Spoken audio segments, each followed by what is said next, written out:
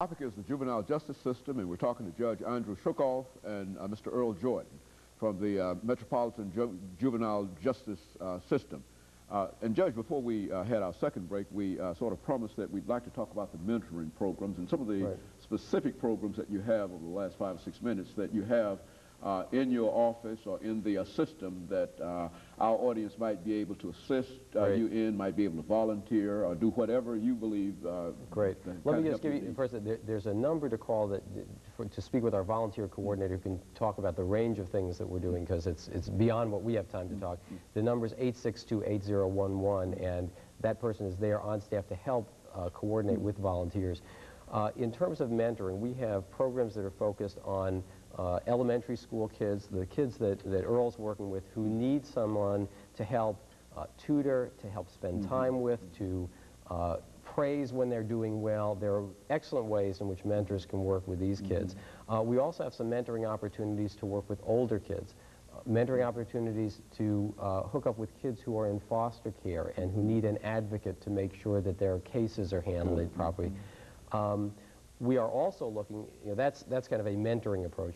We're also really in desperate need in this community for more foster and adoptive homes, especially for African American kids who increasingly, because of the toll that crack cocaine has taken on the community, parents who are have dropped out of their kids' lives and can't be there for their kids.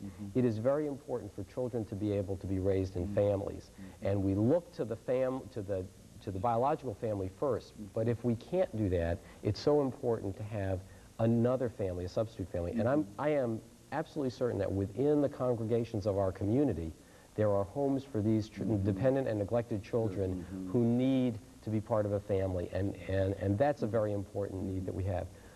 When we talked about community service work, one of the things we're looking for is opportunities for kids to do community service work to benefit neighborhoods and also give them a chance to meet and work with adults in the community who we want them hanging out with. So if your church group or let's say your church group has a Habitat for Humanity project, we'd love to give you some free labor to help with that, or a cleanup, or some project that you would like help with. Part of it is to help the kids pay back for what they've done wrong. The other, though, is to help them get that feeling of connectedness with the neighborhood. A number of the kids that went and did work at Two Rivers Park building the playground showed up one day, and we said, hey, you've completed your public service work hours. And they said, well, yeah, we know, but we want to help finish that part. And that's the message, that working with that kind of spirit that the adults who are doing the positive things in the community can really catch kids with. And that's very, very important. So those are a number of the opportunities and many others, and we really need everybody's help. This is something where it's got to be a community effort if we're going to address these problems, and especially the early problems with young kids and young parents.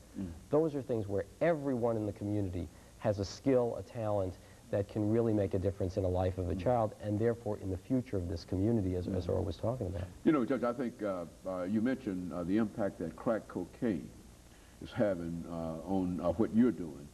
We've also had people who talked about substance abuse, and they too mentioned crack cocaine. Why don't you say something about that to our audience this morning from your perspective and the impact that this particular drug is having and what we could do? Well, as we know, the drug dealing is linked so much to a lot of the violence. So many of the homicides that we've seen this year have been in some way related to the drug trade. But what some people don't see is the toll it takes on children whose parents get addicted. And the drug is so highly addictive, and it's so accessible that it really is just destroying the family fabric. And we need more treatment opportunities. We need different kinds of treatment. One of the things we need to do is to get these parents out of the neighborhoods, because the crack dealers will come by and just say, hey, I'll give you some. You don't have to buy it, because they need the demand in order to do it. So we have got to find out what is it that is missing in parents' lives that allows them to look to crack cocaine. we have got to stop that demand because the market forces are getting that supply in there. We need to go after the dealers. That's important to do. But the terrible thing is the toll it's taken on young kids as they see their parents go down the tubes, and then the young kids that are then getting drawn into the drug trade by the flash of the money.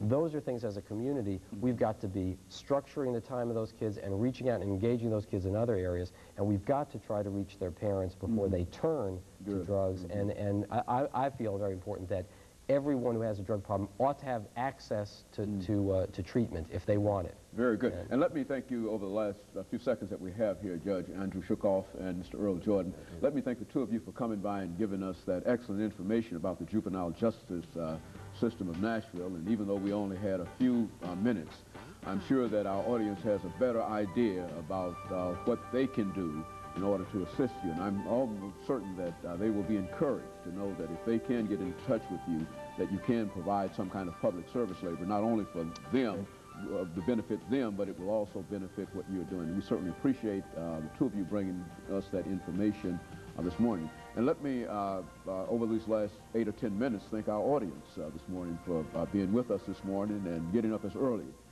to listen to what we have to say. And let me encourage them to tune in again next week for another informative edition of Comments. Thank you and good morning.